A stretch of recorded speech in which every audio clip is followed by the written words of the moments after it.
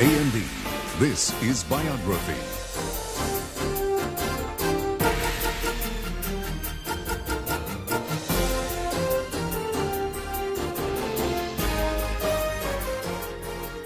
From A&B Studios in New York with Peter Graves.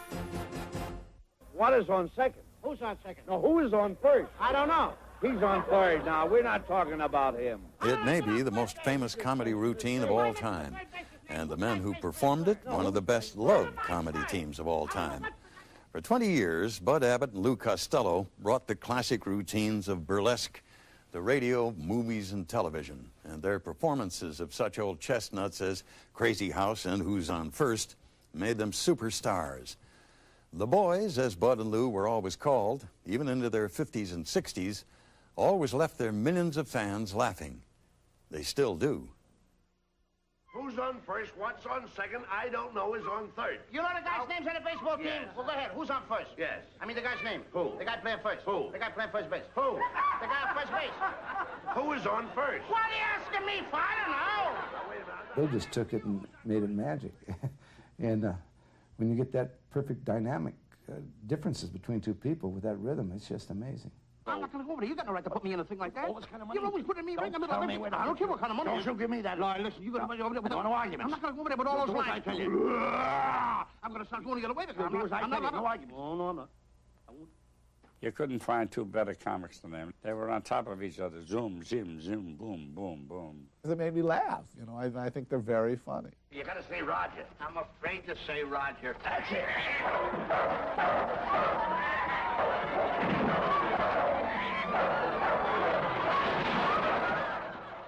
Falling down makes people laugh. Being frightened makes people laugh. Tremendous physical damage makes people laugh. Well, That dog ain't no dentist. Abbott Costello are classic clowns.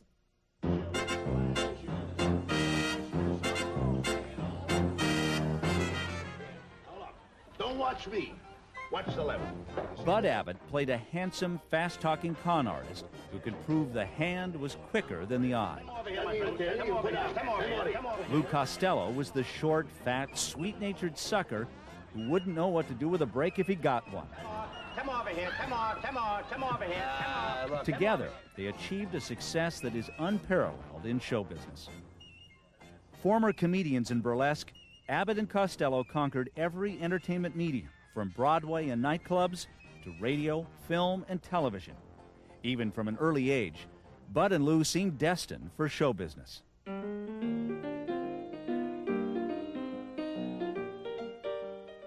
William Bud Abbott was born October 2nd, 1895 in Asbury Park, New Jersey. Bud's mother, Ray, was a bareback rider with the Barnum and Bailey Circus. Harry, Bud's father, worked for the circus troupe as an advance man.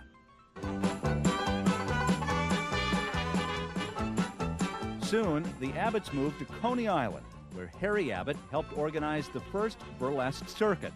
Bud would skip school to hang out around the Coney Island Carnival. My father didn't like school too much from what he told me. And he'd say to my grandfather, Dad, I just don't like school. School isn't just for me. I love that life, that carnival life. Bud Abbott dropped out of school at the age of 10 and was soon working as a shill for concessions at Coney Island. One job was to lure customers into the House of Mirrors, where they'd usually get lost. Well, my dad knew how to go in and out of the mirrors and how to get out. So he used to take the people who would get lost and show them through the maze and help them to get out.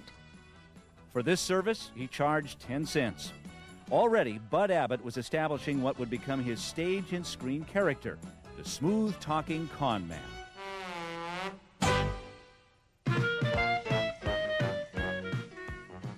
At the turn of the century, body entertainment called burlesque was hugely popular. Strippers and scantily clad chorus girls were the main attraction. In between the singing and dancing, comedians performed risque routines.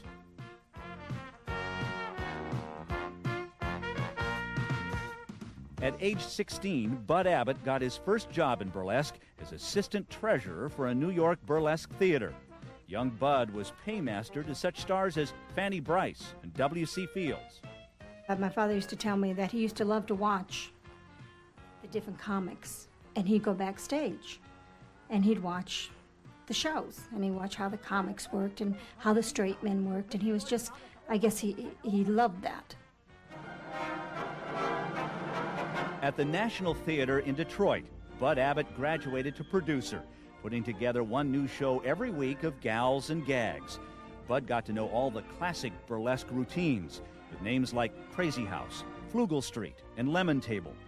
Then, after 3 years, Bud Abbott himself stepped on stage for the first time.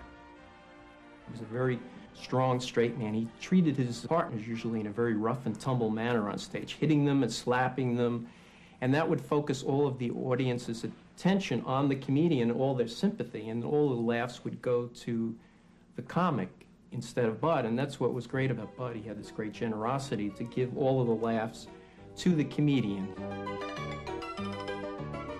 In 1918, Bud married a 17-year-old burlesque ingenue. Her stage name was Betty Smith.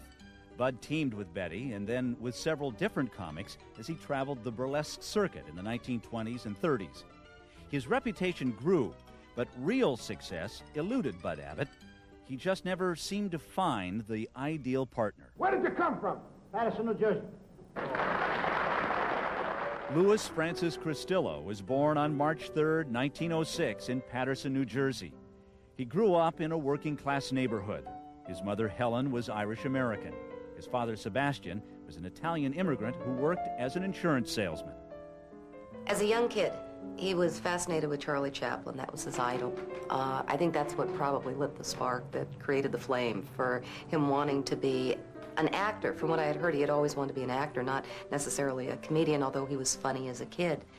He used to ditch school to see the Charlie Chaplin films and get caught by his father. Lou claimed to have seen Chaplin's shoulder arms 25 times until he could perform every scene by rote. He just had quick humor and spontaneous humor, physical stuff. Flops, he'd take falls and stumble, walk into a wall, bump his nose and all that sort of thing. But really, he had that shtick down perfectly. School was not one of Lou's main interests. It was in PS-15 that he adopted what would become his catchphrase. Oh, I'm a bad boy! Mrs. Whitehead was our third-grade teacher, a lovely lady, and Lou in her class one day did something of a minor bit of mischief, and she told him to go to the blackboard, and really this is true, and write on the blackboard, they say 100, I think it was 50, write on the blackboard, I am a bad boy. And he did. Somehow or another, as years later, he, when Bud would be chiding him about some fancy thing he was doing wrong, he said, I guess I'm a bad boy. When he was young, he was quite agile and very athletic. He was a champion foul shooter. He won the County Cup 3 years in a row. He could sink that ball 99 out of 100.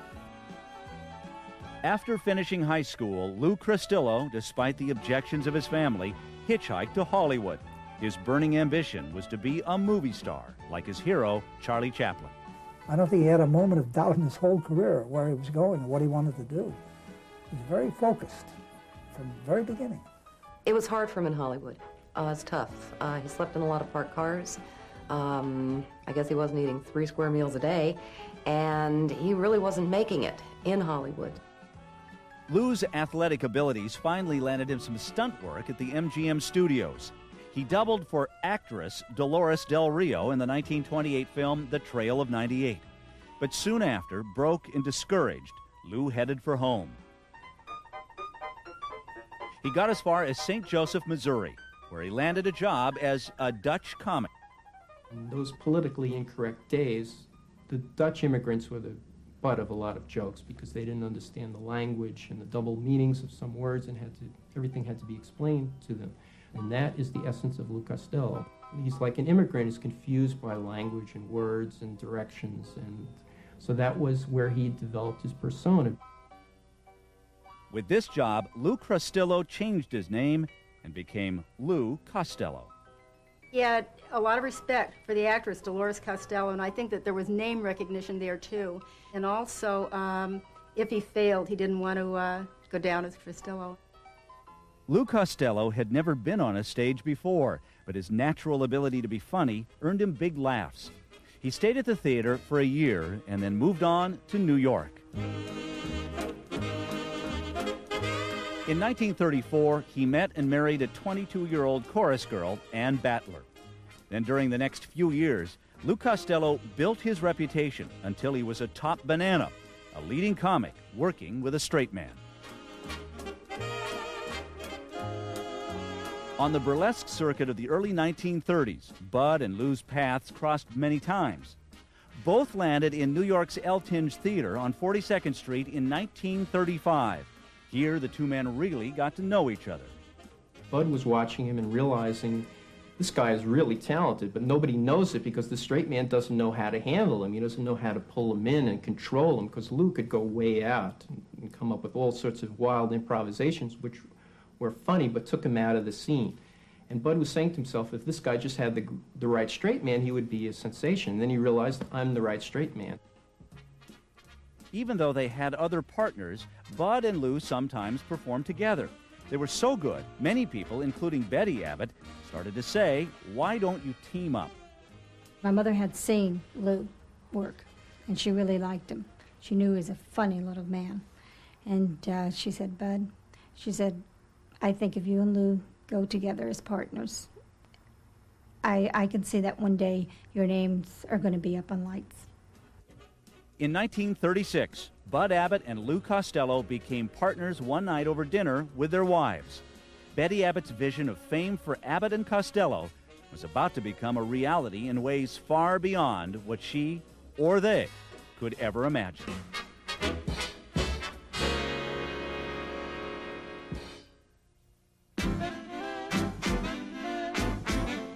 The first years of the partnership were extremely busy ones. In 1936, Bud and Lou joined a New York burlesque revue called Life Begins at Minsky's. Here they honed their routines and timing to become Abbott and Costello. You had the distraction of the strippers. You had to be funny right off the bat, or the audience was going to boo you off. So it was a great training ground for Abbott and Costello. I think the weekly salary was $70 a week, $60, $70 a week, which wasn't bad compared with other people in the working stiffs, as we call them. Of the two partners, Bud made more money in a 60-40 split. His name goes first in Abbott and Costello because the straight man's name always went first, because the straight man was considered the more valuable member of the team. And in fact, the straight man got more money. They were good burlesque comics. Whatever they did came out funny. So I went down, and there's these two guys on the stage, and they're doing a scene where every time they said an S, they sprayed in each other's face. So I sent them a telegram, sending a new ship in the spit for your act. So I got very friendly with them. Most Abbott and Costello routines were old burlesque classics that they performed over and over throughout their career, like the loafing bit. Yes, I got a job. I had to get a job. You don't want to work. What are you doing? I got a job in a bakery. Good. What are you doing there? Loafing. That's... What are you doing? Loafing. Where? In a bakery. You working? Certainly. Doing what? Loafing. Well, that's what I was doing here. I was just taking it easy. I was loafing. No, that kind of loafing. You're just a lazy idiot. Not this here kind here. I was taking it easy, same as you. I work when I loaf. How can you work and loaf? Abbott and Costello did make one very important alteration to these old burlesque bits. They always kept their act clean. Their routines never contained any dirty language, commonly used by the other burlesque acts. They were smart enough to realize that they didn't need, blue language in the routines to make them funny. They did it with their own patter, their own style, their own way of working. We'll fight this landlord to the last ditch. Wait, we owe the attorney money. We have no attorney. What are we going to do without an attorney? How are we going to fight? Sanitizing the old bits would eventually allow Abbott and Costello to reach new audiences, women, kids, entire families. It was a move that would play a key role in their future success. Along the way, Bud and Lou picked up a bad habit common among performers in burlesque: To kill time and relieve boredom in between the 5 or so daily shows, they played cards. They were addictive, no question about it. And they played gin rummy, small stakes, but just their hands were busy with cards. But of the two, Lou was the more addictive, in my opinion. Lou had a go-for-it thing. In 1937, New York City shut down its burlesque houses. Off-colored jokes and near nudity had created a public controversy. But already, Abbott and Costello had moved on to a lucrative career in vaudeville. They began a long engagement at Atlantic City's Steel Pier, where they were a big hit. What happened was you had all these old comedians doing these routines who never made it out of burlesque. But here, Abbott and Costello were doing the same material, but they were doing it so well that they were able to rise above burlesque with it. Abbott and Costello went on to play theaters and nightclubs, while a new kind of entertainment was becoming the rage. The Texaco Star Fifth. Radio was the form of entertainment for the whole country, in that there were shows we all waited avidly for each week for our own, like we do today with television. But in those days, it was all over on radio. So that radio was big stuff. One of the most popular radio programs was Kate Smith's show on Thursday nights. Her manager, Ted Collins, had hired a young comedian who turned out to be a hit.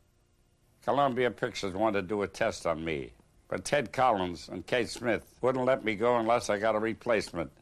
I go to Low State Theater, there's Abbott and Costello, years later. And they were doing Who's on First. All I'm trying to find out is what's the guy's name in left field. Now, what is on second? I'm not asking you who's on second. Who's on first? I don't know. Third base. I closed my eyes. I said, geez, you can do this on radio. So Kate Smith and Ted Collins went down and bought them. That was the beginning of their big career. Millions of people had radios. And if you were a big hit, that was it. You hit the whole nation. Here they are, Bud Abbott and Lou Costello. After their first radio performance in February 1938, listeners complained that their voices sounded alike over the air. So Lou adopted a childlike falsetto that would become his trademark. It does seem kind of funny, but it keeps them on my night. All right, come on, forget about it. Never mind that. I'm a bad boy. Oh, skip it. Come here. 1 month after their radio debut, Abbott and Costello performed Who's on First. The origins of the routine are unknown. Just seems to be one of those ancient sketches common in the world of burlesque. Bud and Lou gave it a special flair. On paper, it really is not only not too funny, but kind of dumb. So the question is then, why did 57-year-old men laugh heartily at that? Why did I? It was in the timing and also in the emotional frustration. All I'm trying to find out is what's the guy's name on first base? No, wait a minute. No, wait a minute. Don't mix them up. What is on second? Who's on second? No, who is on first? I don't know. He's on third now. We're not talking about him. How did I get on third base? You just mentioned his name. If I mentioned the third baseman's name, who did I say played third? No, who's playing first? Never mind first. I don't know. What's the guy's name on third base? What's on second? Who's on second? Who's on first? I don't know. Third base. It was an amazing, huge hit. The switchboard lit up. And Ted Collins, Kate Smith's manager and the producer of the show, ordered them to repeat the routine every month on the show. And so it really got into the national consciousness early on for them. Abbott and Costello became regulars on the Kate Smith Show for a year and a half. Ironically, Lou had to persuade Bud that performing on radio was a good career move. Buddy was rather hesitant. Despite his persona of being such a know-it-all and had all the answers, he wasn't that way at all in reality. It was Lou who was the pusher. Lou had the ego, the belief in himself, strong. He had a strong sense of where he's going and what he wanted. Dad was a very patient man, very, very patient. And I think maybe things might have started to move a little fast. He had worked his way up over those years to be secure in burlesque. And now with Lou wanted to take another step. A large part of Bud's lifelong reserve may be explained by an illness he developed in his late 20s, epilepsy. What scared him the most is that he would have a seizure in front of an audience, and he never wanted that part to be exposed. Bud Abbott put aside whatever insecurities he may have had to appear with Lou in The Streets of Paris. This 1939 musical comedy review was the team's Broadway debut. According to critics, they stole the show. It wasn't long before Hollywood discovered Abbott and Costello. Lavishly produced, One Night in the Tropics brings you sparkling entertainment by radio's prize nitwits, Bud Abbott and Lou Costello. I'm a bad boy. In 1940, Abbott and Costello signed a contract with Universal Studios. In One Night in the Tropics, their first movie, they served as comic relief. 5 minutes of 4. Where is that guy?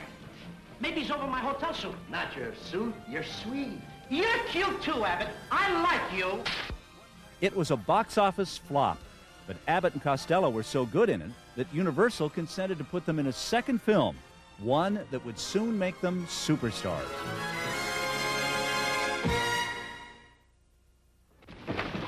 Wait a minute. What? Where's Herbie? Where's... How did you get up in that tree? How did I get up in a tree? I sat on it when it was an acorn. Buck Privates was the second Abbott and Costello movie. In a silly series of events, Bud and Lou find they've been drafted into the Army. The picture's release in 1941 was perfect timing. That picture hit the market just as the draft had been put into place. The whole country was thinking about the draft. The film was shot in 20 days on the studio backlot for about $200,000. Practically overnight, Abbott and Costello became superstars. Buck Privates made something like $10 million when it first came out. Now, this is a time when you could buy a theater ticket for 50 cents. People don't realize how big this movie was. It was held over for weeks and weeks. One of the things Abbott Costello often did was just incorporate old burlesque routines into the movies, and very often they had absolutely nothing to do with the plot. You're 40 years old and you're in love with a little girl, say 10 years old. This one's gonna be a pimp. Well, wait till I finish. Now I'm going around with a 10-year-old girl. Wait a minute. You got a good idea where I'm gonna wind up. The film-going audience had never seen any of these routines, which were old chestnuts. And Abbott and Costello could make it seem so spontaneous. No one realized some of these routines, were 30 years old. Now, 1, 2, 3, 4. Bingo. Quiet. Well, I had it. Never mind that. Let's roll around. Let's roll around. Why don't you make up your mind? With the success of Buck Privates, other service comedies quickly followed. Abbott Costello basically always made B pictures. Even at the height of their fame, they made B pictures. Because Universal was not a studio known for its lavishness. In fact, it was considered the cheap studio. It's amazing because their pictures just supported the studio for years. But they were never treated really well. They made a lot of money, but the budgets never really got high. In the early 40s, both men who came from poor backgrounds were now earning thousands of dollars a week. Bud and Lou didn't really know how to deal with this newfound wealth and success. They were big gamblers. They would gamble on the fly, crossing the table. They gambled a lot on the set. They had buddies come in and play poker while we were shooting. They'd go off to the trailer, and Lou thought I was good luck. I saw $10,000 in the middle of the table. And Lou would sit there, he'd have a towel around him, he'd be sweating so much. And there was a little Greek guy that played him and made a living off of him. They were not the greatest gamblers in the world.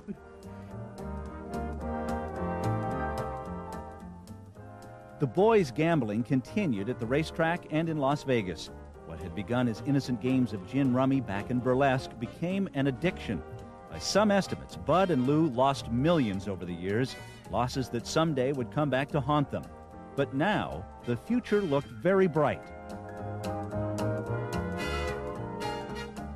In 1942, they were #1 at the box office, and in the following years, their salaries became so astronomical that they were the highest paid stars in the world. It was typical. They were a couple of kids that just were in the candy store. That's what it was actually about. The newly rich. They both bought lovely homes within a mile of each other, but they were competitive about their cars, their houses, their wives' coats and diamonds and all that, one trying to outdo the other. Once or twice a year, they'd have a big party, a humongous party, and I can remember my dad, he'd be walking out, passing out $100 bills to people. I think basically the guy just wanted to help people. He felt he was fortunate enough to have made a lot, and if you needed it, he'd give it to you. I couldn't have had a better father. I think he related very well to kids. Shoot me. Daddy. Bing! Hold it right. He was a little boy, you know, in a grown-up body. It was a Camelot life. It was a fairy tale life, really, when I think about it.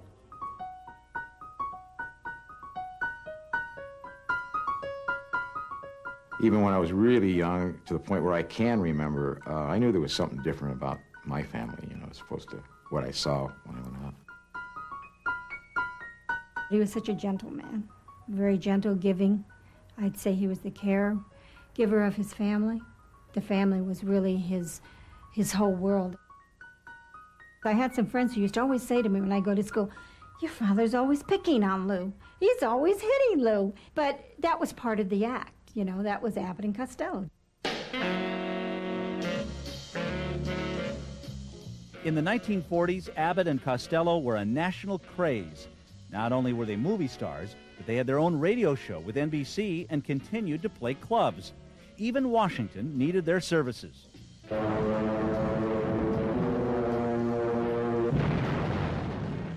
When World War II broke out, Hollywood, including Abbott and Costello, pitched in to raise money. During that summer of '42, they visited like 80 cities in a month and raised $85 million for the government in war bonds. They attracted huge crowds who came out to see them because they were so immensely popular. All the exhausting travel took a toll on Lou.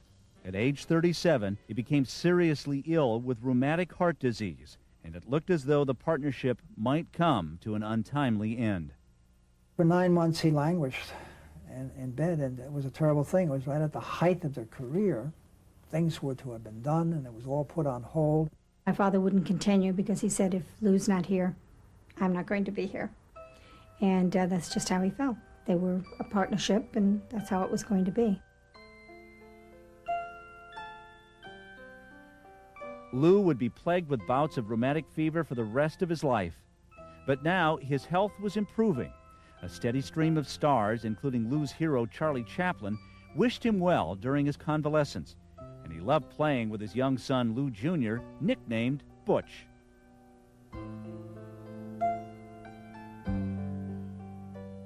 In November 1943, just days before Butch's first birthday, the little boy accidentally drowned in the family pool. Lou Costello was changed forever. He was devastated. He was very depressed. He was a little less light in nature, I believe, from that point on. It was his Pagliacci. It was his tragedy. He never did get over it. I was to do Abbott and Costello in Hollywood. This was not too long after the death of his little boy, and he talked to me a lot about it, and I could see the hurt, and he had never known such desperation that it was hard for him to pour his heart out and then go on and be funny, and he didn't stop working, you know. Lou Costello's character was a little boy, essentially, and I think a lot of the little boy in Lou went out of his character after his son drowned. And I don't think he was ever really the same comedian. Abbott and Costello continued making movies at an incredible pace, sometimes as many as 3 or 4 a year. A lack of enthusiasm for their material began to set in. They resented the music in their movies, which took away from their own scenes, and they resented these boy-girl subplots that were foisted into all their films. They just wanted to get laughs. The years of working together day in and day out were beginning to create tension between the two men.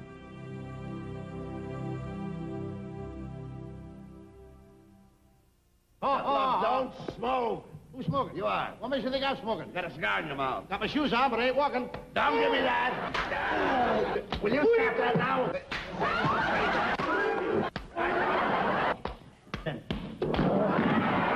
I just want to hit you once. Don't raise your head. What are you waiting for? The on-screen Abbott and Costello relationship was always combative. But in real life, there was a warm, strong bond between them. They resolved problems very fast. If they had a fight on the set, they'd go outside and come back 5 minutes later and it was forgotten. But by 1945, the tension from nearly constant togetherness and the pressure to become more and more successful finally proved too much for the team. A year-long feud developed from a minor quarrel over a maid. Lou fired her. Bud hired her. Lou pushed Bud to fire her, and Bud refused. So Abbott and Costello spoke to each other only while performing. Finally, Bud offered to help Lou raise $500,000 to build a recreation center for underprivileged kids. The Lou Costello Junior Youth Foundation opened in Los Angeles in May 1947. By the late 40s, Abbott and Costello had made 25 films, and their popularity was beginning to fade. And then, what catapulted them back into the box office top 10 in 1948 was a satire on horror movies. Abbott and Costello Meet Frankenstein. Come on, take it all out. I like that movie a lot. That movie I'm fond of even beyond Abbott and Costello because it treats the monsters with respect. The monsters are never objects of fun. What's funny is the situations and Bud and Lou's reaction to the situation. You have, again, classic Abbott Costello routines, you know, the whole thing of being frightened and spooks and stuff.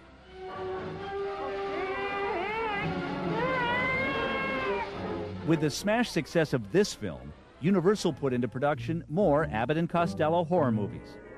That one film, Abbott and Costello Meet Frankenstein, really kept their careers going into the 50s, and then television picked it up for them by introducing them to a whole new audience. The Colgate Comedy Hour, starring...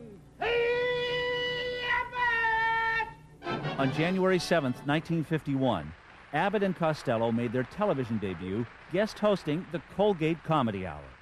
The variety show was broadcast in front of a live audience.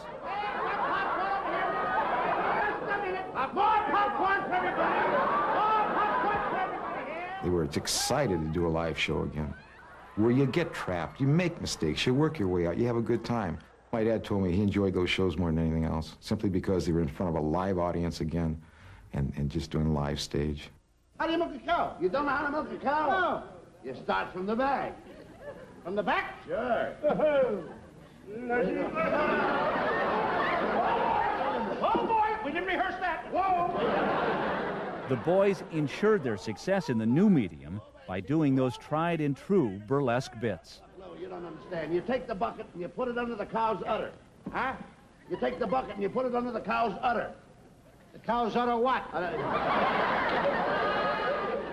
In their later years, their finest work is on television. You could see what they were like in vaudeville and burlesque, with a live audience, how they would play off the audience. How do you do? Oh, come right in, boys. You get back there, come through the door. Huh? You think they put doors in these things for? Come on, I'm here. Get in the door. Go ahead. What, I gotta come in the door? I'm here. It costs money to build these sets. Get in there.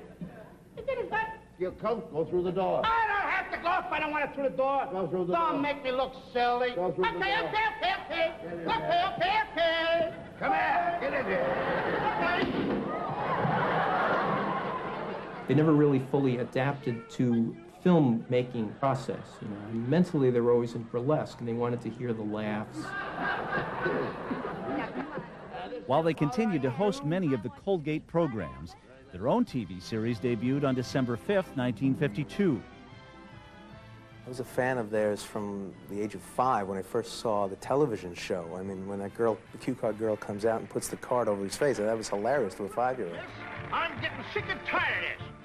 The 52 filmed episodes had a laugh track but no plots.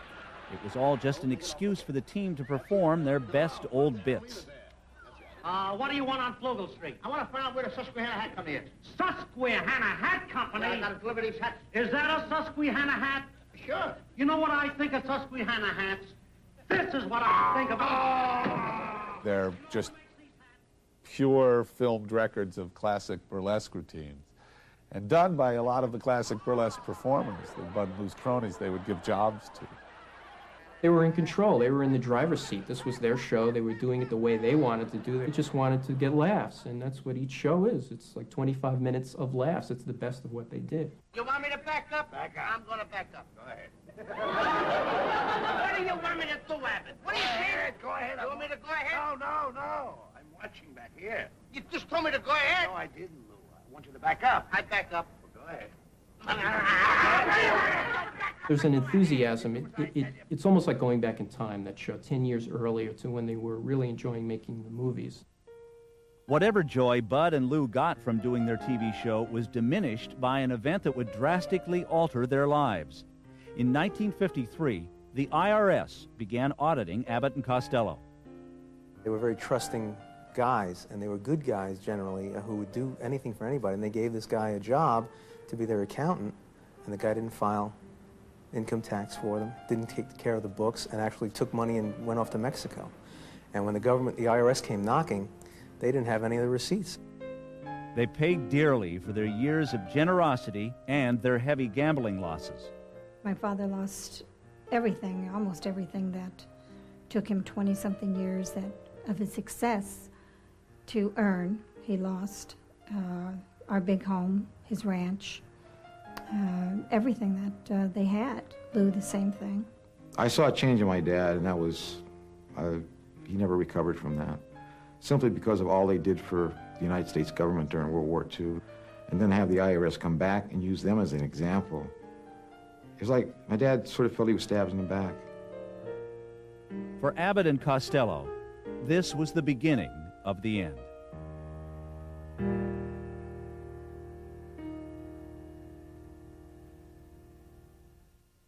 Dan, just a minute. What's this dance with Henry? Oh, what's on second? Who's on second? Who's on first? I don't know. He's on third. He's on third, but I know who's on first. Who? Dance with me, Henry. Dance with me, Henry. Dance with me, Henry. Dance with Me, Henry, released in 1956, was the 36th and final Abbott and Costello film. It was not a critical or a box office success. America was a little tired of them. They also were getting a little tired of themselves, of each other. There were rumors of Bud drinking heavily and of Lou not liking it. What people don't realize, he was an epileptic, and he was taking medication. And in those days, they didn't know that medication affected alcohol like it does today. But Dad worked straight. He was always straight. He drank after his work. It didn't matter. Lou, always ambitious, simply wanted to move on. I could sense that he wanted to do something of a more serious nature, something more meaningful in his opinion, no matter what. I think Dad just realized that era of Abbott and Costello was over. There was new comedy already, coming in, and I mean, Lenny Bruce was almost ready to click. I think the people wanted something different. Abbott and Costello had been a team for 21 years, but several months after Dance with Me, Henry was released, Lou ended the partnership. And my father accepted it, I mean, he said, if that's what Lou wants, fine. I remember sitting there and thinking, gee, no more Abbott and Costello. I think, worse than my father in a way. I just thought it was sad. It was very sad. But in another way, deep down, I figured it was time. There was nothing else to do. They did everything. They did everything. Two of the funniest words in the language of show business are Lou Costello. And here's Lou in one of his comedy classic sketches. In 1957, Lou began making a series of solo appearances on The Steve Allen Show. We would build him into a big sketch. We surrounded him with the cream of the crop players, and we knew that if we put him into any funny situation, he would deliver the goods, and he always did. All right, here we go. Come on, let's try it, huh? All right, kid, hut, present. Oh, hey, he said, what is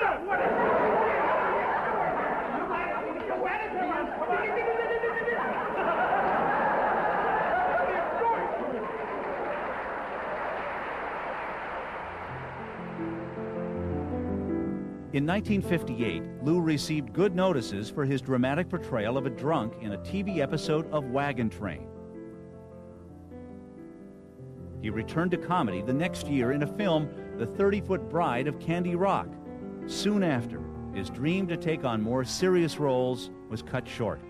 Lou, the loving father, was at home with his family when he suffered a heart attack.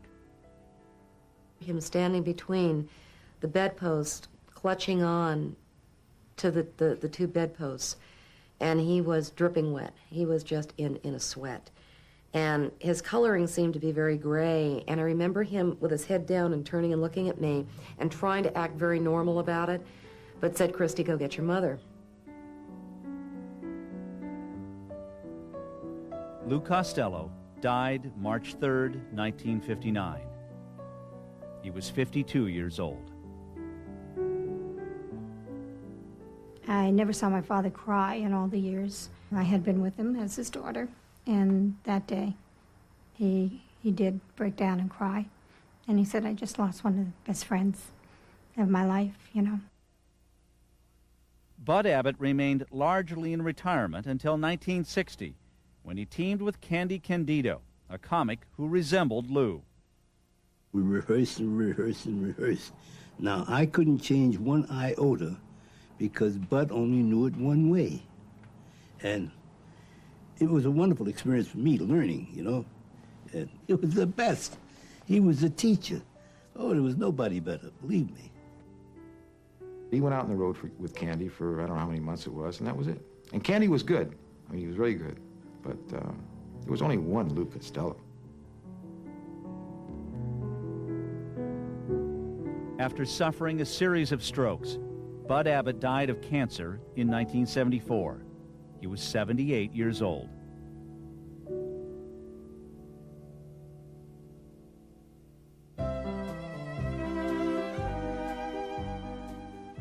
Had it not been for Abbott and Costello, most of the old burlesque routines would be lost forever.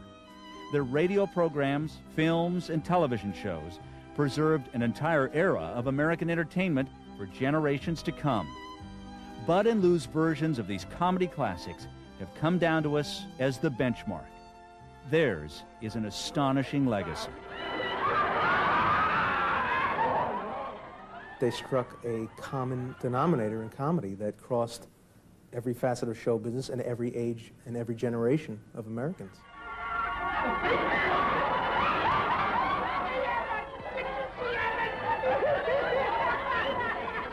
It's clean comedy and it's simple comedy. Everybody can understand it and appreciate it.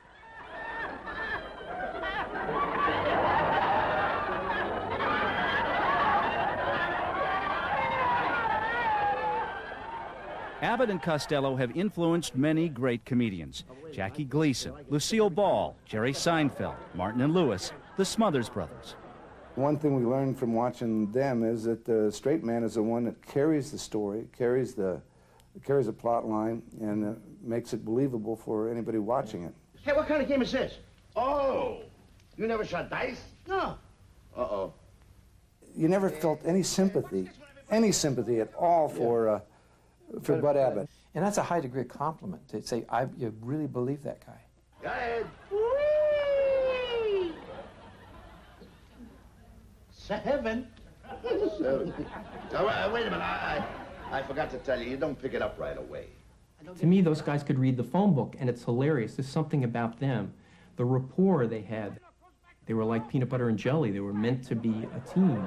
Another guy gets up and it's a long fly ball to be caught. Why? I don't know. He's on third, and I don't give a damn. I don't give a damn. Oh, that's a shortstop.